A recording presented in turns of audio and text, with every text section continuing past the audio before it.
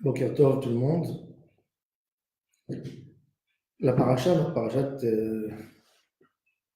Teruma, on a parlé des objets qu'il y avait dans le tabernacle.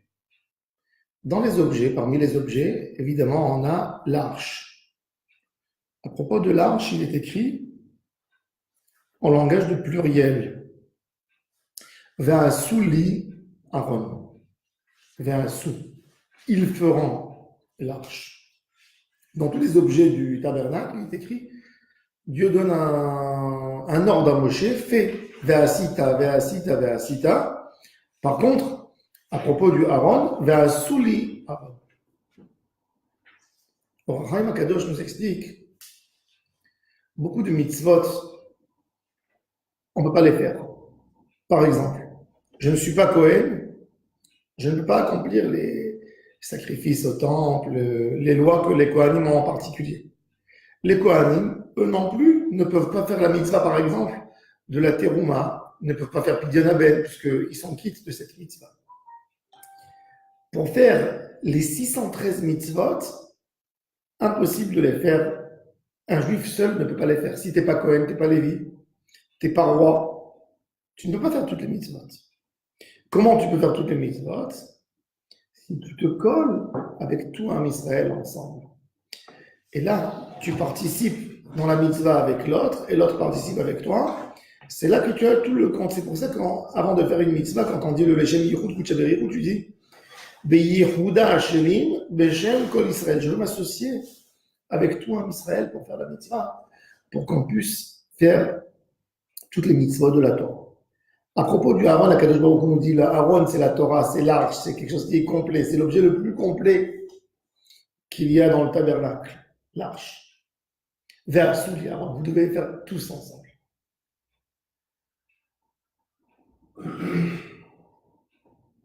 Cette arche était faite de 3 caisses. Il y avait une caisse en bois, qui n'était pas fermée en haut, une caisse en bois.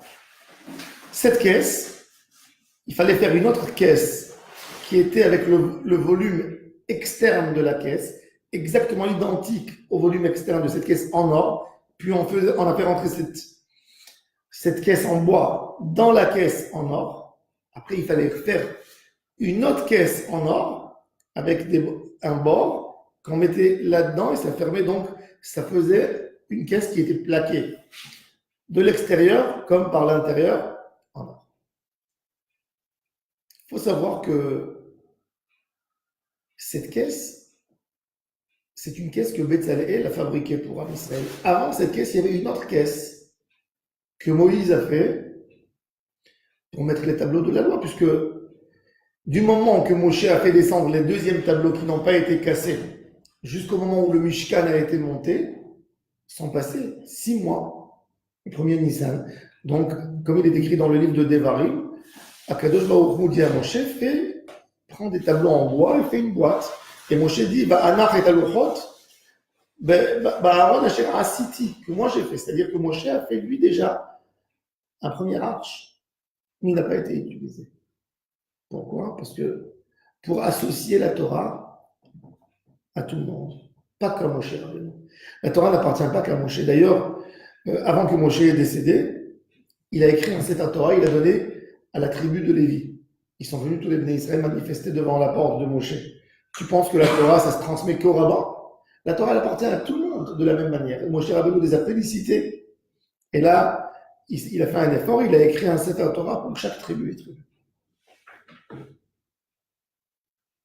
C'est intéressant. Si on connaît le poids de l'or qu'on a plaqué le Aaron, c'est incroyable le poids. D'après Ibn Ezra, d'après les chercheurs, l'arche pesait 3 tonnes en or à peu près.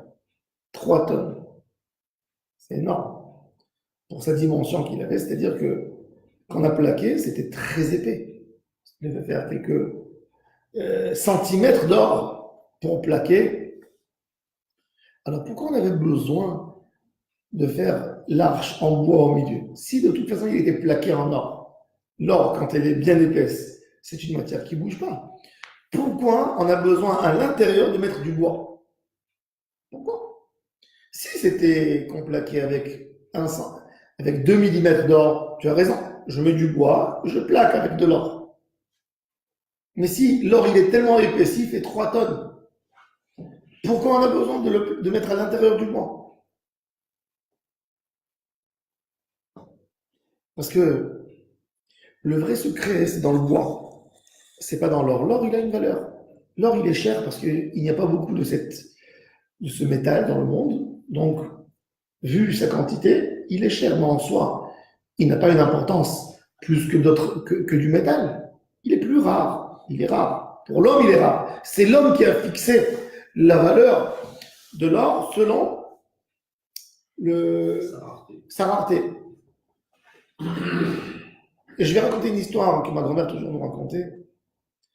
Elle nous racontait toujours qu'il y avait un agriculteur qui avait de très très beaux champs. Et que tout le monde de loin et de près venait voir ses champs. Et quand il a vieilli, il ne pouvait plus travailler dans les champs, les entretenir comme il avait l'habitude de faire. Et il a demandé à ses enfants de venir l'aider. Mais ses enfants ne voulaient plus être villageois, ils ne voulaient pas être des gens de la campagne, pardon, ils voulaient être des gens de la ville. Donc ils sont partis en ville. Le père les appelait, etc. et personne. Avant son décès, il a écrit un testament et il a écrit à ses enfants, je vous ai caché un trésor dans un de mes champs. Je vous demande que quand vous allez trouver le trésor, vous allez ouvrir une lettre que je vous ai mis de côté pour savoir qu'est-ce qu'il fallait faire avec ce trésor. Alors, ok, tout de suite après le deuil, les enfants, ils ont pris les pioches, etc. Ils sont partis dans le champ. Dans tous les champs du père, ils ont creusé, ils ont renversé la terre de partout pour trouver le trésor. Mais ils n'ont pas trouvé. Ils ont cherché. Ils ont approfondi un demi-mètre dans tous les champs et ils n'ont rien trouvé. L'aîné a dit à ses frères, notre père n'était pas un homme stupide, ni un idiot. Mais venez, on va ouvrir quand même l'autre lettre pour voir, peut-être on a mal compris. Ils ont ouvert l'autre lettre, et qu'est-ce qui était écrit dans la lettre? Maintenant que vous avez labouré, c'est le vrai trésor semé. Quand tu as renversé la terre, la bracha, elle est là-dedans. Il leur a montré que toute la bracha, si tu sèmes, c'est là le vrai trésor. Prends le potentiel que là. Le bois, ça donne des fruits. Ça donne des fruits. Le potentiel, c'est l'intérieur, c'est le bois, c'est pas l'or. Le bois, c'est vrai, ça vaut rien du tout par rapport à l'or. Mais dans son potentiel, si tu prends même une graine, tu sais la planter, tu sais la mettre où il faut et tu exploites tous ces fruits et tu travailles bien comme il faut faire, tu peux arriver à une richesse colossale beaucoup plus que toute l'or que tu as devant toi. Parce qu'il y a un potentiel. Akadosh Baruch Hu cherche un potentiel. Il ne cherche pas des gens riches. Il cherche des gens qui ont un potentiel d'évoluer. Tout homme a un potentiel. L'arche, c'est le symbole du potentiel qu'Am Israël avait. Dans l'arche, qu'est-ce qu'on a dans l'arche? Dans l'arche, on a quelque chose qui n'est pas humain. On a des tableaux de la loi qui sont descendus du ciel pour nous prouver à quel point un être humain peut arriver. Les tableaux de la loi, mon cher Rabbeinu ne les a pas sculptés dans une montagne, il les a fait descendre d'en haut. Dieu lui a donné. Il est écrit dans la Mishnah de Pirkei Avot, 5e chapitre, 10 choses ont été créées Erev Shabbat. C'est quand Dieu a fini de créer l'homme, entre la création de l'homme, avant le Vayechoulou Hashamayim Ve'haaretz, entre le coucher du soleil du 6e jour et l'entrée du Shabbat, il y a 10 choses qui ont été créées. Parmi les 10 choses, c'est les tableaux de la loi. Ces tableaux de la loi sont ni matériels ni spirituels. C'est quelque chose entre, mais ça vient de très très haut. Ça vient de très très haut. Et Moshe Rabbeinu, qu'après 2400 ans de la création du monde, il y a un être humain, pas les patriarches, pas Adam, pas Sem, pas Noé, qui monte en haut dans le ciel et qui fait descendre cette liaison avec la terre. C'est-à-dire pour nous montrer exactement le potentiel qu'un homme a. L'homme a un potentiel énorme. Et c'est ça qu'on met dans l'arche. L'arche, à l'intérieur de l'arche. Au lieu de mettre normalement quand quelqu'un il a de l'or ou il a des bijoux, qu'est-ce qu'il fait? Tu fais un coffre en bois pour garder ses bijoux. Tu mets du bois pour garder l'or. Là, on a pris l'or pour garder le bois qui est à l'intérieur. Le plus important de tout, c'est le potentiel que l'on a. Ça, c'est ma petite explication à moi personnelle. J'ai vu une autre explication intéressante dans le Keli Yakar. Le Keli Yakar était un des rabbins de Prague. Rabbi Ephraim de Lunchitz. Rabbi Ephraim de Lunchitz, dans son livre Keli Yakar, qui est un commentaire extraordinaire et merveilleux sur la Torah, beaucoup de Moussa. Alors il dit, regardez, à propos de quand on a plaqué l'arche avec de l'or, alors si on regarde, c'est très intéressant. Dieu a dit, tu le plaqueras à l'intérieur de l'or pur et à l'extérieur. Il n'a pas dit, tu le plaqueras à l'intérieur et à l'extérieur de l'or pur. Il a dit, tu le plaqueras à l'intérieur de l'or pur et aussi à l'extérieur. Mais à l'extérieur, il n'a pas précisé avec quoi tu vas le plaquer. C'est vrai que tu peux dire, et à l'extérieur, ça revient sur la phrase que tu as dit avant.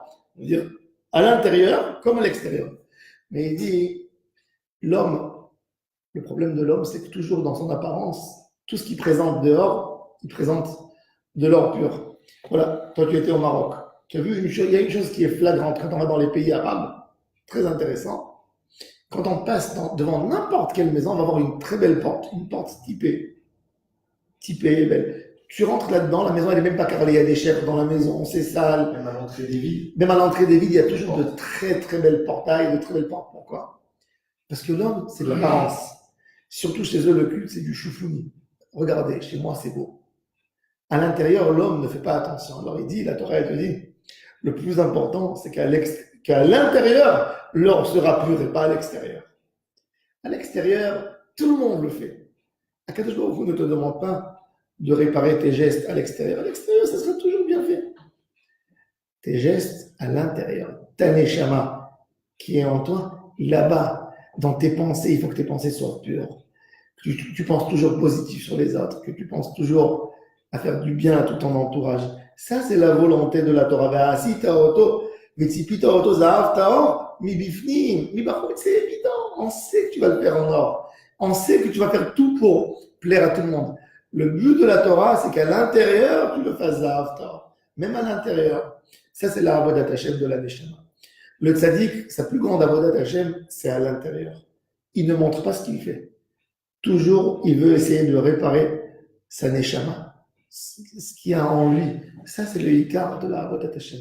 Hashem, il de plaquer chacun sa Neshama par l'extérieur et par l'intérieur de l'or pur. Amen. Amen.